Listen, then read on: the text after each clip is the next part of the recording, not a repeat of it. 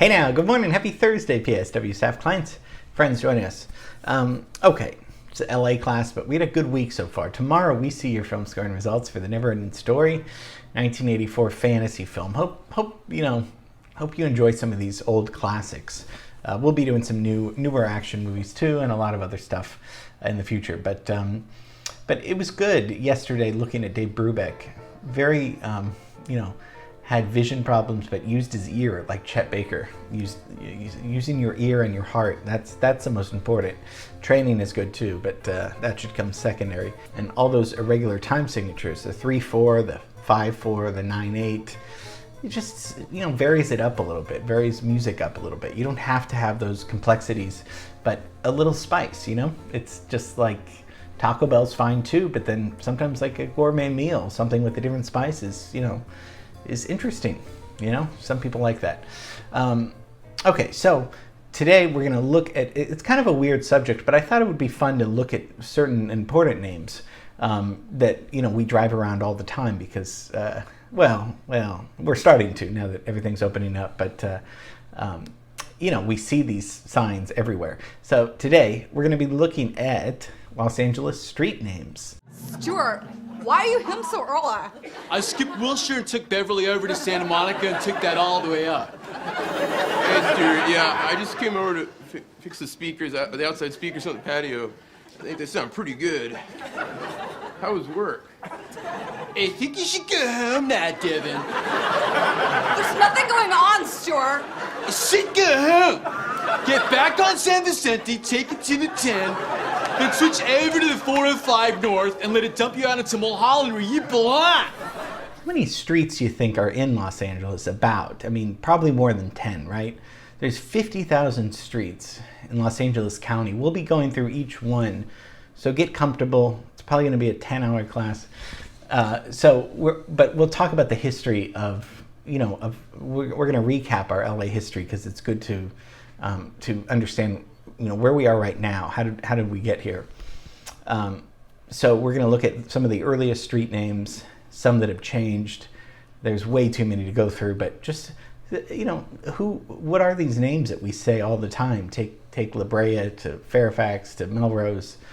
It's like the Californians. And, we talked about freeways in LA. So now we're doing side streets in LA. Okay, so we talked about last week about the 44 founders of Los Angeles, because Los Angeles started 1781, right? And they came from San Gabriel, the Mission, and they came on Mission Road down to Alvera Street.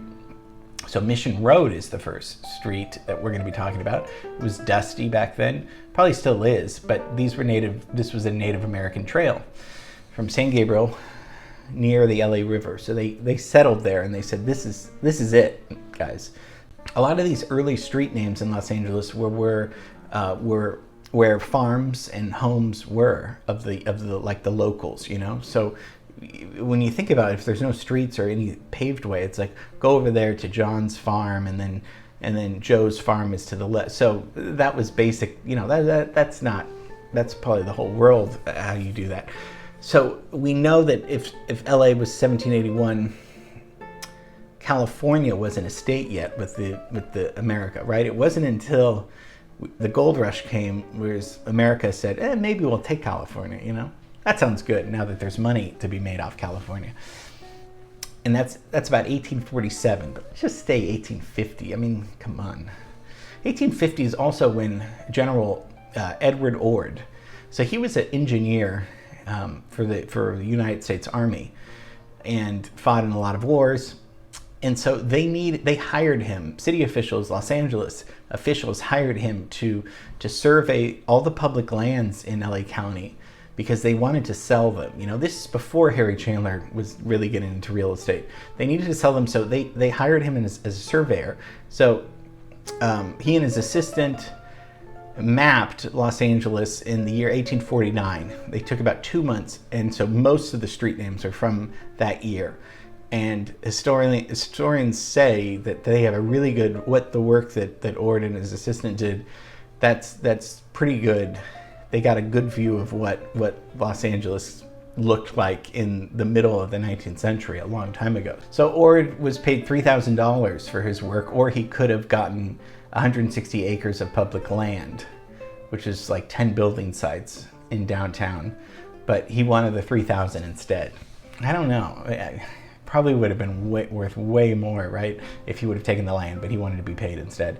So after they do that, the 1850s, those following decades, more people would name stuff. A lot of these names came from places that people had come from, where they missed home. Alvarado Street's big. That's for the Mexican governor, Juan Bautista Alvarado. Adams isn't that far from our school. That's for President John Adams. Washington, for, yeah, you guessed it, George Washington. Pico is a big street. We haven't looked at the Pico house, but that's one of the oldest homes in Los Angeles. Not as old as the Avila house that we looked at with Alvera Street, but Pico Boulevard, it was named in 1855 for Don Pio Pico. And his grandfather and father had come to the area around 1776, so it had a lot of history there. And so he was born at the San Gabriel Mission in 1801, and so he built the Pico house, which was the first 3-story house in Los Angeles, and that's still there. It's close to Alvera Street. You can still tour it. Figueroa is a huge one, right? And that's the Mexican governor Jose Figueroa in 1855. We know Alvera Street, we talked about, that was named after the judge, right? The first judge of LA County in 1858, Agustin Alvera. We talked about the La Brea Tar Pits years ago, and we know that, so 1869 is when La Brea is named, La Brea Avenue, and La Brea means tar, right? And it's that funny thing when we said, well, the La Brea Tar Pits, La Brea is the tar, so it's the tar pits. So when we say, it's kind of funny because you wouldn't say that, but we all say these things, and we'll talk about some of these controversial names later, about how pronunciations rather. So when we get to the 1880s, it's huge growth, right? We talk about this every week because of the railroad.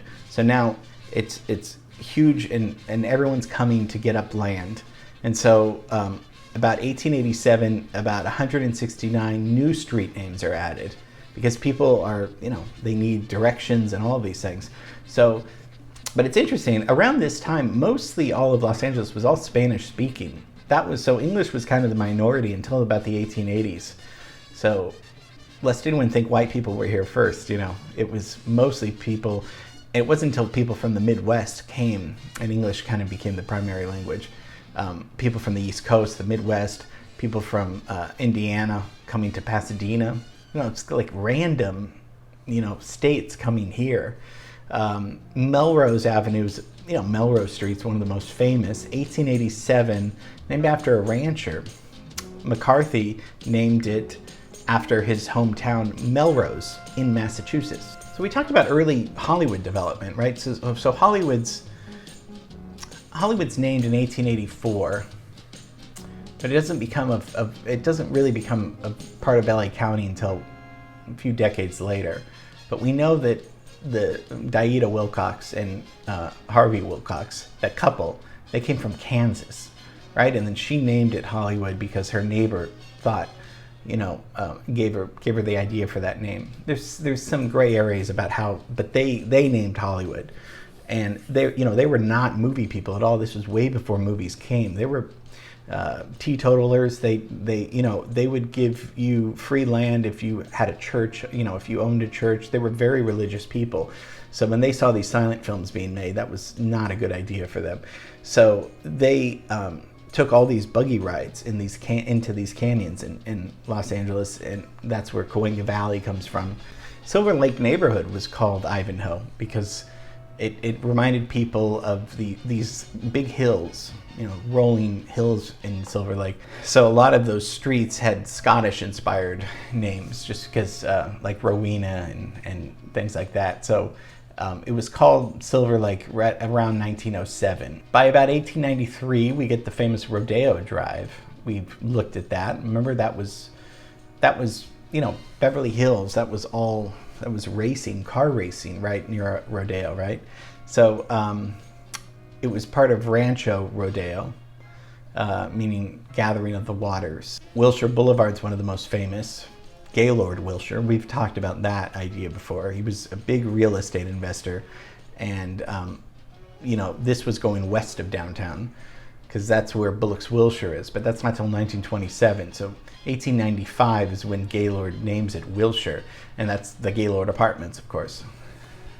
Sunset Boulevard, probably the most famous, right? Maybe. First appeared 1888 is when Sunset Boulevard was on the books, and it was just a dirt road. It was a 600-foot dirt road near the old plaza. So Sunset goes, from Vera Street pretty much to the beach, give or take some side streets. By the 1920s, more people are just coming out, right? It's biggest year is 1923 for street names. About 500 new street names are recorded that year. La Cienega and Canoga and Bigsby and all of these things were recorded. And then we had the Olympics. Also, another thing I was thinking about, palm trees. There's palm trees everywhere in Los Angeles. That was because the Olympics came. And that's also why we have Olympic Boulevard, which is 10th Street.